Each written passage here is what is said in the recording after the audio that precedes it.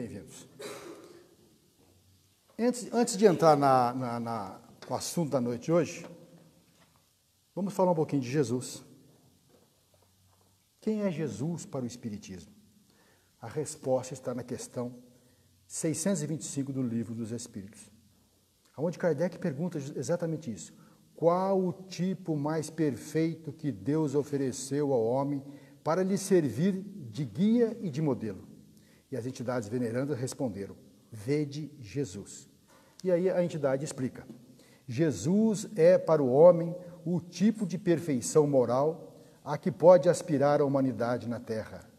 Deus nos oferece como o mais perfeito modelo, e a doutrina que ele ensinou é a mais pura expressão de sua lei, porque ele estava animado do Espírito Divino, e foi o ser mais puro que já apareceu na terra.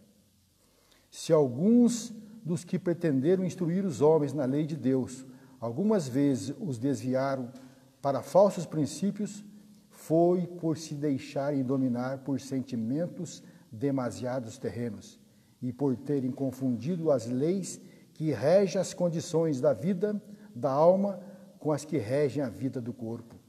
Muitos deles apresentaram como lei divina o que eram apenas leis humanas, instruídas para servir as paixões e dominar os homens.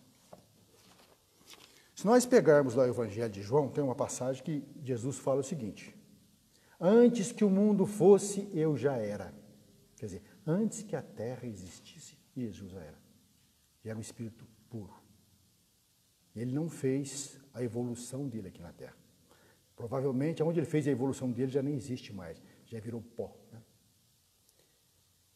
Diz a ciência que a Terra tem 4,5 milhões de anos. 4,5 milhões de anos. Então, desde essa época, Jesus já era um espírito puro. Se nós pegarmos o livro A Caminho da Luz, vai nos mostrar lá, Jesus foi o planejador, foi o embelezador dessa terra. Ele nos preparou a terra para receber. A vegetação, os animais, para depois chegar ao ser humano. O ser humano está na terra por volta de 200 a 250 mil anos. Então, perto de 4,5 milhões de anos é pouca coisa. Então, Jesus é um espírito nobilíssimo. É um excelente Filho de Deus, que por amor desceu à terra para nos trazer o Evangelho, que é o condutário universal. É o nosso manual de instrução. Se nós seguirmos, nós vamos sofrer menos e vamos ser mais felizes. Então, Jesus é o nosso modelo e guia. Isso é importante a gente lembrar disso. Então, tudo aquilo que ele deixou, tudo aquilo que ele falou, tem profundidade. Não falou nada de inútil. Tudo dele foi ensinamento até a última hora. Quando lá no Calvário ele fala: Pai, perdoa porque eles não sabem o que faz. A última palavra dele na cruz. Então, Jesus é nosso modelo e guia. Então, hoje eu me propus a falar sobre uma parábola dele. Segundo os estudiosos, Jesus deixou 40 parábolas. Se não me falha a memória, 22 de Lucas, 12 de Mateus, 2 de Marcos e nenhuma no Evangelho de João. Então, Lucas, que não conheceu Jesus, né, escreveu por informações dos outros, deixou 22 parábolas. Essa parábola que eu vou comentar hoje, ela está no Evangelho de Lucas. É a parábola do mordomo infiel. Então, o que é uma parábola? A parábola é uma narração alegórica com a essência moral, traz um ensinamento embutido nela. E Jesus usava para contar as parábolas as situações daquela época. Pescadores, agricultores, pastores, né? Senhores de terras.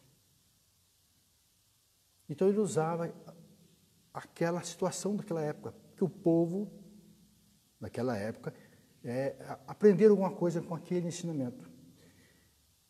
E as parábolas, elas são de livre interpretação. Se nós pegarmos essa parábola e entrarmos na internet, nós vamos achar lá vários pastores comentando essa parábola, vários padres comentando essa parábola, vários espíritas comentando essa parábola.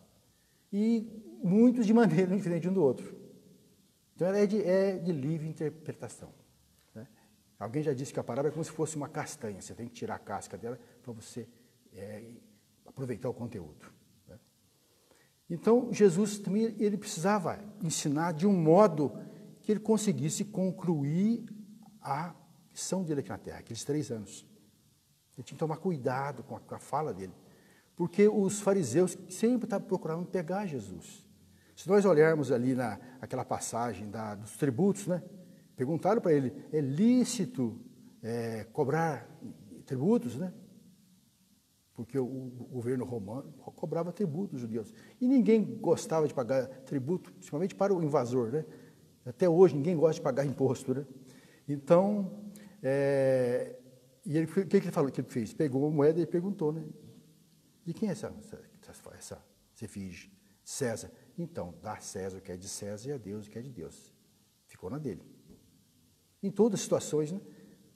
Perguntaram para ele se era lícito curar no dia de sábado, né? Eles queriam pegar, porque aos judeus, o povo judeu, a vida deles era regida por 613, vamos dizer assim, regulamentos, artigos, vamos dizer assim. E 365 deles era proibitivo. Se não me falha a memória, 248 era positivo. Então, 365 daquelas normas que regiam a vida do povo judeu era proibitivo. Então, tinha que tomar cuidado com o que ele falava, porque eles queriam pegá-lo. Veja no caso daquela mulher adúltera. Perguntaram a ele, né? A lei mandava apedrejá-lo. O que ele dizia? Né? O que ele orientava? Né? Se ele mandasse apedrejar, ele estava indo de encontro, ao contrário do que ele pregava, que era o amor. E se ele mandasse liberá-la, ele estava indo contra a lei de Moisés. Então, o que ele fez? Começou a escrever no chão e disse o quê? Aquele que tiver sem pecado, atire a primeira pedra. Quer dizer, como todo mundo tinha pecado, foram saindo dos mais velhos para os mais novos, foram se retirando. Né? Então, Jesus tinha que tomar cuidado com o que ele falava. Então, ele pregava por parábolas, que ele passava ensinamentos e não ofendia a lei, vamos dizer assim. Né? Então, se nós pegarmos essa parábola, eu vou fazer a leitura dela primeiro, para depois a gente comentar. Tinha uma parábola do mordomo infiel. Quando nós ouvimos falar a palavra mordomo, a gente fica pensando logo naquele sujeito, todo engravatado, né, aquela roupa, né, que trabalha nas mansões, nos palácios, né, que administra. Né? Então, mordomo quer dizer administrador. Mas vamos lá então. A parábola do mordomo infiel. Havia um homem rico que tinha um mordomo, e este lhe foi denunciado como esbanjador dos seus bens. Chamou, então, e lhe disse: que é isso que ouso dizer de ti? Dá conta da tua administração, pois não podes mais ser meu administrador. Disse o mordomo consigo: que hei de fazer, uma vez que o meu amo me tira a administração? Não sei cultivar a terra, e de mendigar tenho vergonha. Já sei o que farei, a fim de que, quando me houverem tirado a mordomia, encontre pessoas que me recebam em suas casas. Chamou cada um dos que devia ao seu amo e perguntou ao primeiro: quanto deves ao meu amo? O devedor respondeu: 100 cados de óleo. Disse-lhe então: toma a tua obrigação, senta-te ali e escreve depressa outra de 50. O cara devia 100, reduziu para 50. Perguntou em seguida ao outro: quanto deves tu? Respondeu ele: 100 cados de trigo. Disse-lhe: toma o documento que me deste e escreve um de 80. Provavelmente o trigo valia mais, né? Por isso ele mandou colocar 80. O amo, sabendo de tudo, louvou o mordomo infiel por haver procedido com atilamento. Porque os filhos dos séculos são mais avisados no gerir os seus negócios do que os filhos da luz. E eu vos digo, empregai as riquezas da iniquidade em granjear amigos, a fim de que, quando elas vierem faltar-vos, eles vos recebam nos tabernáculos eternos. Aquele que é fiel nas pequenas coisas, sê-lo-á também nas grandes. E quem é injusto no pouco, também o é no muito.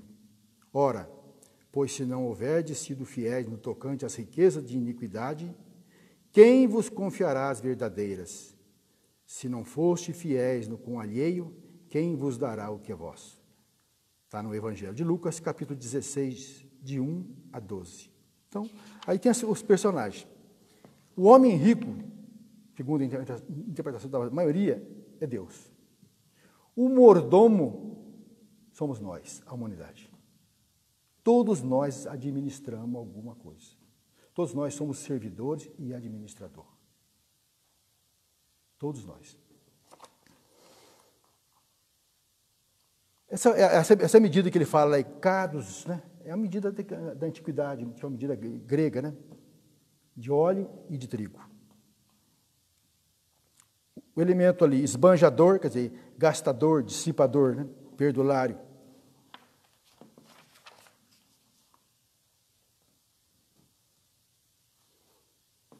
Então, notemos o seguinte, que esse administrador,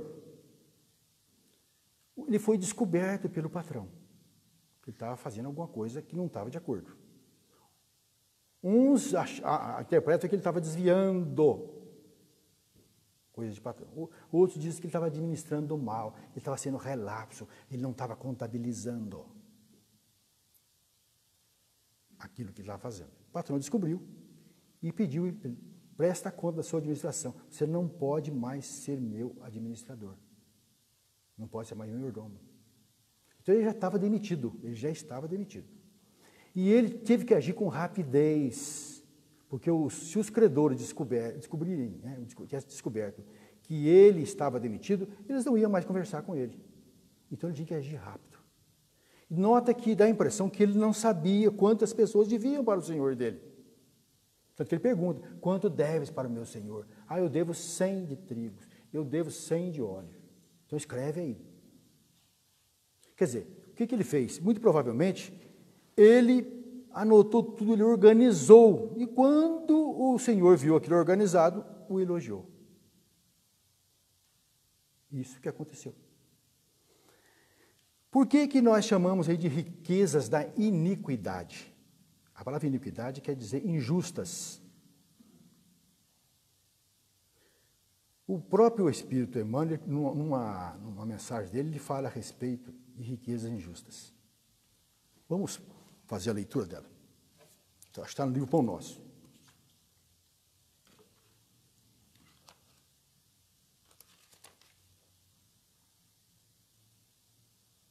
Vamos lá. Se o homem conseguisse, desde a experiência humana, devassar o pretérito profundo, chegaria mais rapidamente à conclusão de que todas as possibilidades que o felicitam em conhecimento e saúde provêm da bondade divina e de que a maioria dos recursos materiais à disposição de seus caprichos procede da injustiça.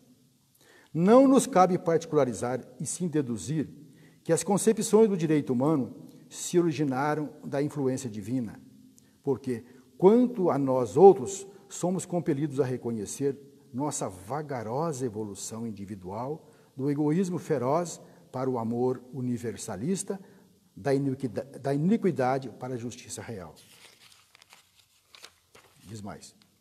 Bastará recordar nesse sentido que quase todos os estados terrestres se levantaram há séculos sobre conquistas cruéis. Com exceções, os homens têm sido servos dissipadores que no momento do ajuste não se mostra à altura da mordomia. Eis porque Jesus nos legou a parábola do empregado infiel, convidando-nos à fraternidade sincera para que, através dela, encontremos o caminho da reabilitação.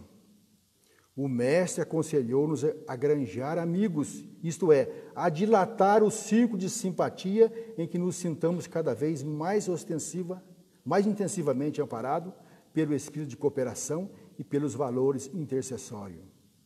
Se o nosso passado espiritual é sombrio e doloroso, busquemos simplificá-lo, adquirindo dedicações verdadeiras que nos auxiliem através da subida áspera da redenção.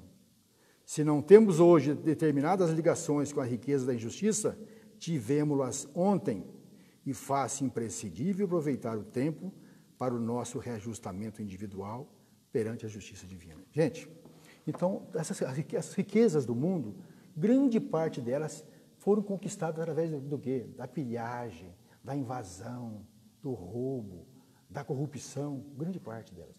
Mas aí, peraí, mas o que eu tenho com isso? Eu trabalho hoje honestamente, ganho meu pão com o suor do meu rosto, né? Mas o problema é que nós somos herdeiros de nós mesmos. Nós já tivemos centenas, milhares de reencarnações. Quem nos garante que no passado nós não fomos ladrões, nós não fomos piratas, nós não fomos incendiários de cidades, nós não roubamos, nós não matamos? Quem garante isso? Nós já fomos ricos em outras vidas. E hoje mesmo, a gente olha hoje, quantas riquezas injustas estão rodando por aí. Olha na mão dos políticos mesmo, a corrupção. Quanto esses caras aumentam o patrimônio deles desviando dinheiro público. E muita gente, muitas pessoas, quantos patrões que pagam merreca para os empregados e enriquecem através disso. Então, há muitas riquezas injustas, como ele fala aqui. Outros acham que essas riquezas são injustas porque elas não são nossas. Elas são de Deus. Tudo pertence a um só dono, é Deus. Tanto que nós, quando chegamos aqui, não trazemos nada para esse mundo. São Paulo fala isso. Não trouxeste nada para este mundo, e manifesto que nada levarás daqui. Tudo que é do uso do corpo fica na terra. O que nós levamos com a gente são aquelas riquezas que Jesus falou. Aquelas riquezas que o ladrão não rouba, que a ferrugem não come. Que riquezas são essas? São a nossa bondade, os nossos conhecimentos intelectuais. Isso nos acompanha para a eternidade. Agora, coisas materiais vão ficar por aqui. Então, qual o que nós temos a respeito dessa palavra? O que ela nos ensina? É que o que nós temos, nós devemos fazer o bem, exercitar. Essa parábola, ela é um estímulo à fraternidade. Porque nós não somos daqui. Nós não somos daqui. Nós estamos aqui de passagem. E quanto bem nós podemos fazer. E o detalhe, e as riquezas da iniquidade, as riquezas injustas, não são só as coisas materiais, dinheiro, propriedade, não. Quanta coisa nós recebemos para estar aqui? Nós recebemos um corpo. Será que nós estamos fazendo bom uso desse corpo? Nós recebemos saúde. Será que nós estamos fazendo bom uso da nossa saúde? Nós recebemos tempo. Será que nós estamos fazendo bom uso do nosso tempo aqui? Será que nós estamos desperdiçando o tempo? Será que nós não vamos ser cobrados por isso? Porque tem uma outra parábola, né? Aquela parábola dos talentos, né? Aquela parábola tem um elemento, dois elementos que multiplicam os talentos e tem um que enterra os talentos. Aqueles que multiplicaram os talentos, o Senhor elogiou. Servo bom e diligente, fosse fiéis no pouco, eu te darei a intendência das grandes. Participa do gozo do seu Senhor. Quer dizer, elogiou, promoveu e convidou para a festa. Aquele servo que enterrou o dinheiro, o que ele fez? Tomai dele esse talento e dai àquele que tem 5. Atai-o de pés e mão e lançai-o nas trevas exteriores, onde haverá choro e ranger de dente. Então, todos nós viemos aqui para exercitar os nossos talentos, fazer multiplicar os talentos.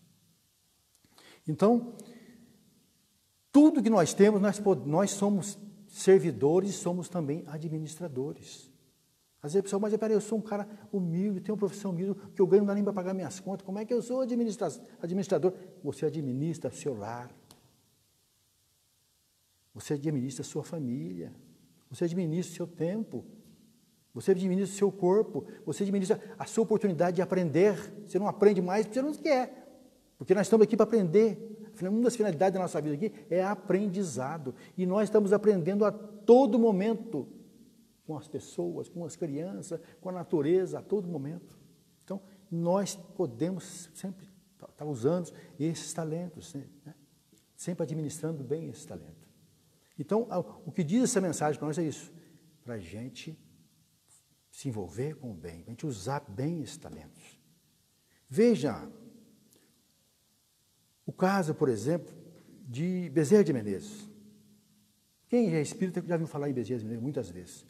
Foi um médico que viveu no Rio de Janeiro, que se converteu ao espiritismo, foi presidente da Federação Espírita, foi deputado, foi presidente da Câmara do Distrito Federal, que na época correspondia à função de governador, vamos dizer assim, e depois se converteu ao espiritismo. Médico, ele raramente cobrava consulta. Quantos dias, quantas noites, quantas madrugadas esse elemento subiu os morros do Rio de Janeiro para atender as criaturas miseráveis, pobres. A história dele é uma história fantástica. Chegou ao ponto de que esse elemento um dia encontra com uma pessoa na rua, que ele consultou, e ele pergunta se a pessoa tomou os remédios. Ele falou assim, não tomei porque eu não tenho dinheiro para comprar. Ele enfiou a mão no bolso, procurou o dinheiro, não achou nada, porque ele não cobrava, lembrou do anel, arrancou o anel, entregou para a mulher. Vende esse anel, compra o remédio. Então, veja o desprendimento de uma pessoa dessa. Então, conta-se a espiritualidade, a chegada dele no mundo espiritual depois do desencarne dele. A multidão de seres que foram esperar Bezerra de Menezes. Aquelas pessoas a quem ele beneficiou aqui na Terra, que estavam todas lá aguardando a chegada dele. Uma festa, encantos maravilhosos, né? Recebendo a Bezerra de Menezes. Então, coisas simples da vida. Esse tempo atrás eu estava vendo uma comunicação contando a história de um elemento. Né? Veja como é que nós podemos aumentar o nosso ciclo de amizade aqui na Terra. Uma pessoa foi chamada por um amigo para fazer um atendimento lá num hospital, a pessoa que estava internada. Essa pessoa foi. Em chegando lá, estimulou aquela pessoa, conversou, acolheu, né? E depois ministrou um passe naquela pessoa. As pessoas que estavam perto, lá internadas no mesmo quarto, né? Viram aquilo, pediram também para fazer uma prece. E quando terminou a prece, espíritos amigos daquela pessoa a quem ele foi atender, disseram uns para os outros, marca a cara desse sujeito aí. A hora que ele precisar, nós vamos ajudar ele. Então, quando você ajuda uma pessoa aqui na Terra, ele tem um monte de gente que é simpático a ele, espírito simpático, que já conviveram com ele em outras vidas, que gostam dele. Então, quando você beneficia aquela pessoa, ele fala assim, esse sujeito, a hora que precisar, nós vamos ajudar ele. Então, você conquistou amigos do lado de lá. Você imagina uma pessoa que participa de uma reunião mediúnica, médiuns. Quem está acostumado no espiritismo já ouviu falar em reunião mediúnica. Reunião mediúnica é uma reunião onde algumas pessoas participam, pessoas que já têm um certo conhecimento, em que entidades espirituais falam através dos médiuns, e eles vêm falando, vêm se queixando, vêm chorando, vêm lamentando, vêm às vezes com raiva, e ali eles passam por uma terapia. Uma pessoa, um dialogador, conversa com ele, acalma, acolhe, aconselha, encaminha, ajuda essa pessoa. Normalmente, os médiuns, eles atendem uma média de 2 a 3 pessoas no máximo, porque é muito desgastante. Mas imagine, ele recebe, vamos fazer uma conta que ele recebe 2 espíritos por semana.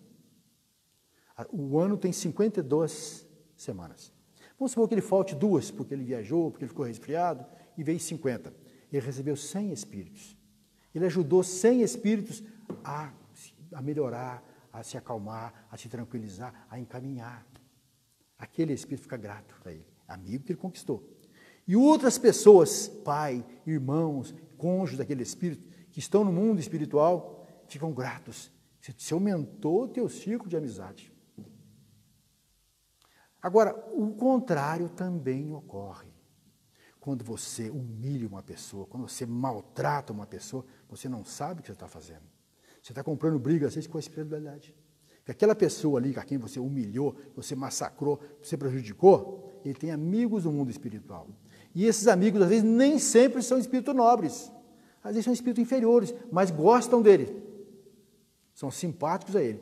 Então ele fala assim, marca a cara desse sujeito, vão pegar ele. Fica no seu pé.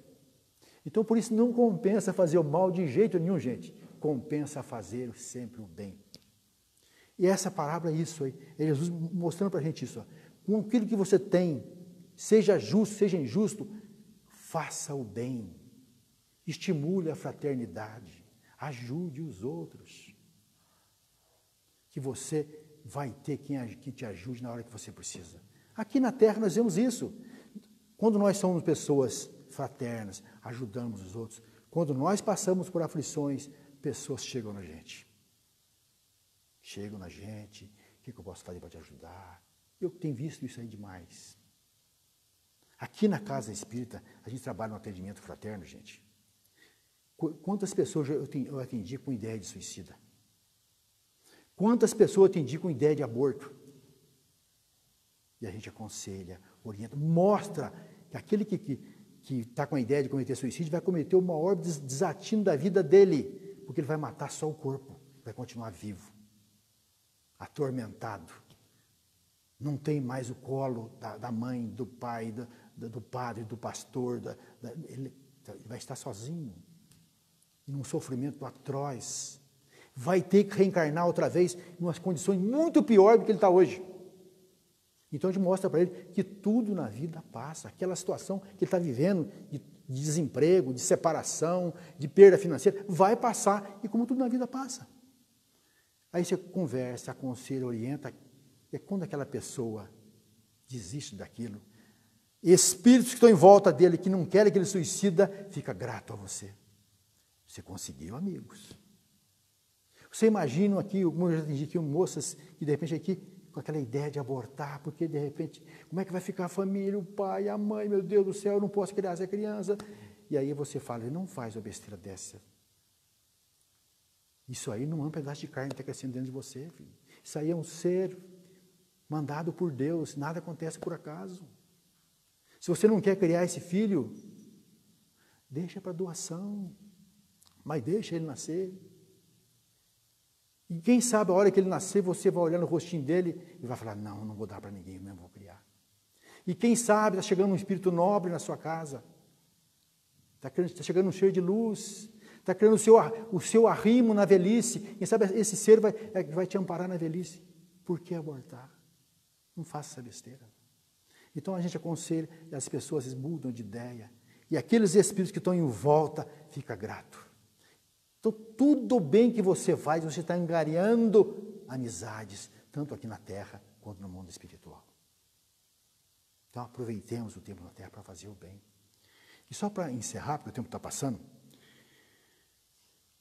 tem uma história contada pelo Chico, a maioria dos espíritos que conhece o caso.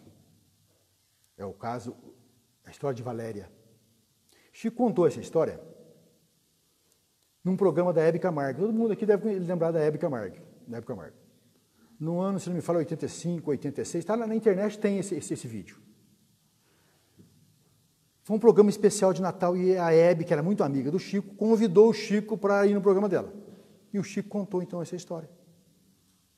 Então, ele conta que, por volta de 1953 a 59, ele ainda estava lá em Pedro Leopoldo, e ele fazia, então, uma vez por semana, aos sábados, né, visita pessoas doentes, onde levava uma oração, né, uma orientação. Às vezes levava quando a família pobre, levava algum gênero alimentício, fica de um jeito muito caridoso. E um dia uma mulher o procurou, falou, Chico, eu queria que você fosse lá em casa. Eu tenho uma irmã que ela é hemiplégica e ficou muda. E ela está na cama, não sai da cama. Mas ela entende tudo. Eu queria que você fosse lá fazer uma oração para ela. E o Chico foi. Chegou lá, descobriu que ela chamava Valéria, né? E ela ficou muito alegre. E aí o Chico passou, e todo sábado o Chico ia lá. Durante 6 anos ele ia lá na casa da Valéria. Levava um bolo, uma bala, o que ele podia, ele levava. E fazia as orações, um dia o Chico, um dia a outra pessoa. E o Chico sempre insistia com ela, Valéria, fala a Deus, Valéria. E ela tentava, mas não saía nada, a língua rolava, não saía nada. Fala Jesus, Valéria. E os anos foram passando. 6 anos o Chico fazendo isso, todo sábado ele ia lá. De repente, ele foi lá e notou que a Valéria estava com febre. Ele falou, ela está com febre. Ela falou, ela está com febre e o médico está dizendo que parece que ela está com pneumonia. Mas ela está medicada, Chico. Ela está medicada. Tudo o recurso que o médico podia dar para ela está medicada. Aí o Chico fez as orações e tal, né? E como ela estava com febre, o Chico passou aí todos os dias. E ela com febre. Aí no outro sábado o Chico foi, né, e falou com ela, Valéria, Jesus andou pelo mundo, Valéria, curando as pessoas. Mentaliza, Valéria, você caminhando em direção a Jesus. Jesus curando você, Valéria. Fala, Valéria. Fala Jesus, Valéria. E ela fez um esforço tremendo e falou, Zozuzo. O Chico ficou naquela vibração, chamou a irmã dela, chamava, Dona Laura, vem cá para você ver. Valéria falou Jesus, né? Fala, Valéria, fala para a sua irmã ver. E ela fez aquele esforço e falou outra vez, e falou um pouquinho melhor. Jesus. O Chico vibrou com aquilo, né? E o Chico falou, acho que ela vai melhorar. Agora ela falou Jesus, né? Agora ela vai melhorar. E no dia seguinte o Chico recebeu a notícia que ela tinha desencarnado. Quer dizer, talvez melhorou mesmo, né? Tudo termina, né? E ela, então, e os anos passaram, o Chico foi para Uberaba. Em 59 foi para Uberaba. Em 76 o Chico teve um infarto. Teve um infarto e ele teve que ficar em casa, e o médico falou, Chico, eu vou te deixar você hospitalizado em casa, vou colocar uma enfermeira na sua casa, só ela vai entrar no seu quarto, mais ninguém, para você restabelecer. Porque senão no hospital vai encher de visita, vai tumultuar, então fica na sua casa e só a enfermeira vai cuidar de você. O Chico falava então que ninguém ia na casa dele, encarnado, mas desencarnado não saía, todo dia está cheio de encarnado lá. Então ele falava para a enfermeira, olha, se você viu eu conversando, falando alto, conversando, eu estou conversando com os amigos aqui, não se preocupa não. E a mulher falou assim, tá bom, eu compreendo. E o Chico recebia vários espíritos que iam lá. Quando foi um dia, chegou uma moça lá muito bonita, uma morena muito bonita, um espírito. Aí o Chico, tinha uma cadeira ao lado, né? Colocou falou, olha, minha irmã tem uma cadeira aí, senta aí, meu irmão. Mas eu não estou te conhecendo. Eu falei, Chico, nós somos amigos, Chico. Mas eu não estou te conhecendo, acho que por causa da minha enfermidade, eu estou com dificuldade para raciocinar, não estou te conhecendo. Você é amiga de onde? Pedro Leopoldo, Chico. Ah, de Pedro Leopoldo. Mas não me lembro. Fala o nome da sua família, que daí eu vou me lembrar. Das famílias lá eu conheço, eu vou me lembrar. Chico, eu não vou falar o nome da minha família. Eu vou falar uma palavra e você vai se lembrar quem eu sou. Então fala, minha irmã. Fala a palavra que você quer falar. Jesus. Ele falou, Valéria, como você está bonita, Valéria. Meu Deus do céu, é você, Valéria. Então tinha remoçada, estava muito diferente, né? E ela colocou a mão no peito do Chico. Aquelas dores do infarto desapareceram. Então veja o bem que o Chico fazia, né? E um espírito lá agradecer, gente. Então, essa mensagem, o que ela traz para nós é isso. Com o que nós temos, nos envolvamos com o bem, gente. Nós estamos aqui para isso. Nunca nos envolver com o mal, porque quando nós fazemos o mal, é resgate. Fazendo o bem, nós estamos sempre com Deus. O Chico tem uma passagem que ele fala, né, que o bem que nós fizermos em algum lugar será nosso advogado em qualquer lugar. Então, fica essa mensagem. Que Deus nos abençoe.